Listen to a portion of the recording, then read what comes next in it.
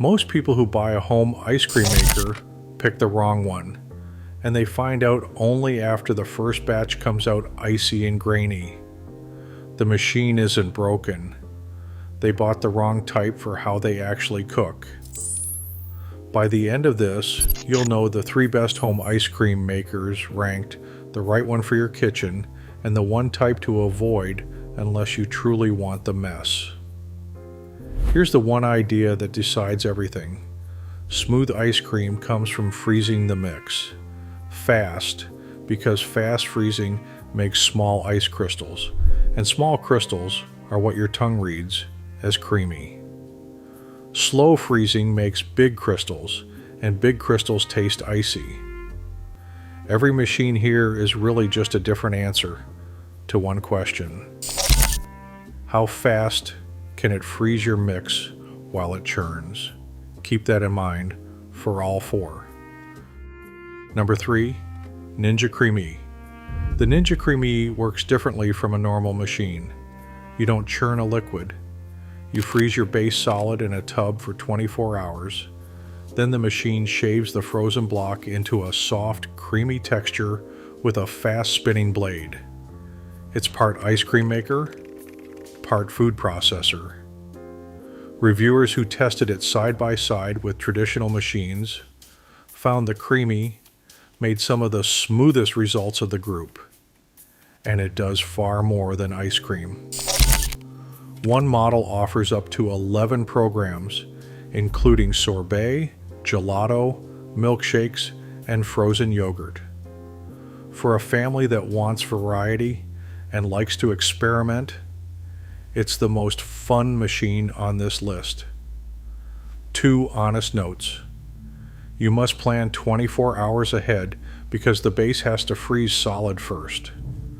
Testers did find the odd large ice crystal here and there, and the motor can strain if your base is frozen too hard. It's a clever machine, not a flawless one. Best if you want many frozen desserts, not only ice cream. You need freezer space and a full day of lead time for each tub. Freeze the base flat and level so the blade shaves it evenly. Verdict: the most versatile pick. Choose the Ninja Creamy if variety and fun matter more than pure ice cream texture. Number 2 gives up the bells and whistles and just makes excellent ice cream for very little money. Number 2, Cuisinart Ice 21. The Cuisinart Ice 21 is the machine most experts hand to a beginner. It's a frozen bowl machine. You keep the bowl in your freezer, and when you want ice cream, you drop it into the base, pour in your mix, and it churns a batch in under 15 minutes. Here's the part that surprises people. In repeated testing, this cheap machine beat models that cost hundreds of dollars more. One reviewer who tested dozens of makers said the Ice 21 produced smoother ice cream than every other frozen bowl machine, and smoother than almost every expensive compressor machine too. The reason goes back to our one idea. A pre-frozen bowl is extremely cold, so it freezes the mix fast. And fast freezing means small crystals and a creamy result. It usually sells for around $90. The trade-offs are simple and worth knowing. You have to freeze the bowl for 16 to 24 hours before each use, so it takes planning. You can make only one batch before the bowl needs refreezing, and it's loud while it runs. None of that changes the result in the bowl. Best value on this list, creamy results for around $90. Keep the bowl in your freezer at all times, so it's ready when you are.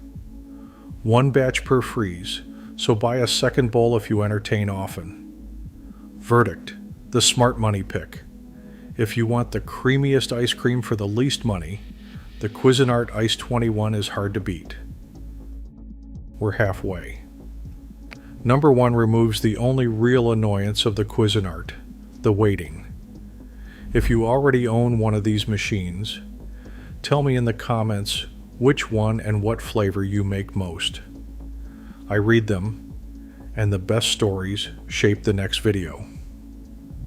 The Winter ICM 201SB is a compressor machine, which means it has its own built-in freezer inside. There's no bowl to pre-freeze and no waiting a day ahead. You pour in your mix, press a button, and the machine freezes and churns at the same time. When you want a second batch, you simply make another one. No planning at all. In one large head-to-head test, the Winter churned the creamiest ice cream in the entire testing pool, with almost no icy buildup on the sides of the bowl. Testers were also surprised by how quiet it ran. They compared the low hum to an efficient dishwasher, while other machines were loud. Its upright design, with a wide, shallow bowl, made it easier to clean and easier to scoop than the tall, narrow compressor machines. There are two things to accept. A compressor machine is heavy, so it's best stored in a low cabinet where you don't have to lift it overhead. And it costs more than a frozen bowl machine. But reviewers found it made better ice cream, faster than compressor machines that cost nearly $200 more. For someone who makes ice cream often, that convenience pays for itself. Best for frequent ice cream makers, no pre-freezing and no waiting. It's heavy, so store it somewhere you won't lift it from a high shelf.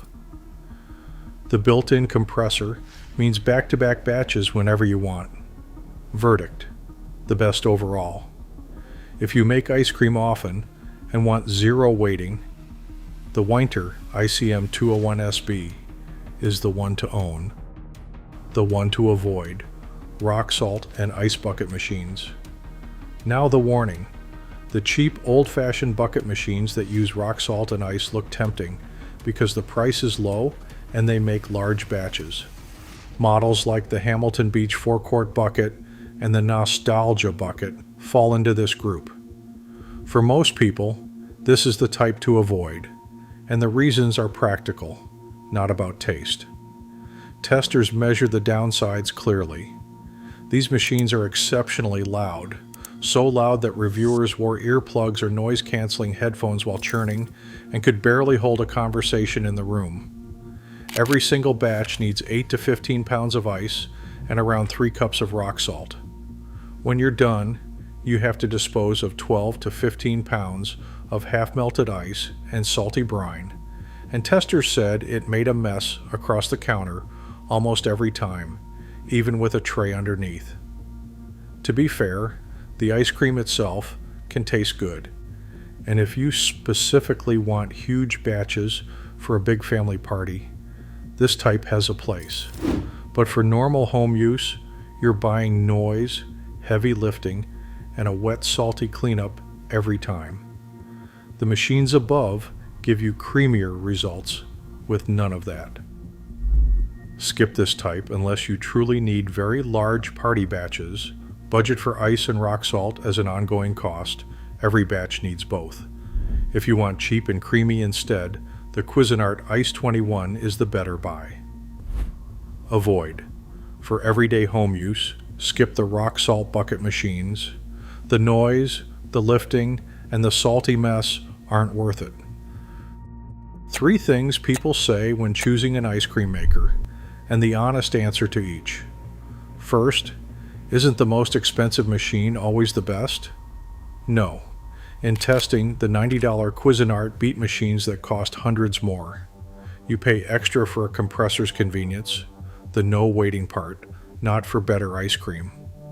Spend more only if you'll use that convenience often. Second, do I really need a machine at all? If you make ice cream once a year, maybe not. But a frozen bowl machine for around $90 makes a smoother result than hand methods, and it pays for itself fast compared to buying premium pints all summer. Third, will a cheap machine break quickly? The frozen bowl and compressor machines here are simple and well reviewed for lasting years. The parts most likely to wear are plastic paddles and seals, so treat those gently and don't force a paddle through a base that's frozen too hard. So here's the simple way to choose. If you want the creamiest ice cream for the least money, get the Cuisinart Ice 21. If you make ice cream often and hate waiting, get the winter compressor machine. If you want many kinds of frozen treats and like to experiment, get the Ninja Creamy. And for most kitchens, skip the rock salt bucket machines and their wet, noisy cleanup. The rule to carry out of here is the one we started with. The faster a machine freezes your mix, the creamier your ice cream. And the right machine is simply the one that does that to fit your kitchen and your patience. Tell me in the comments which one you're leaning toward and the first flavor you would make. I want to know what's going in that first batch.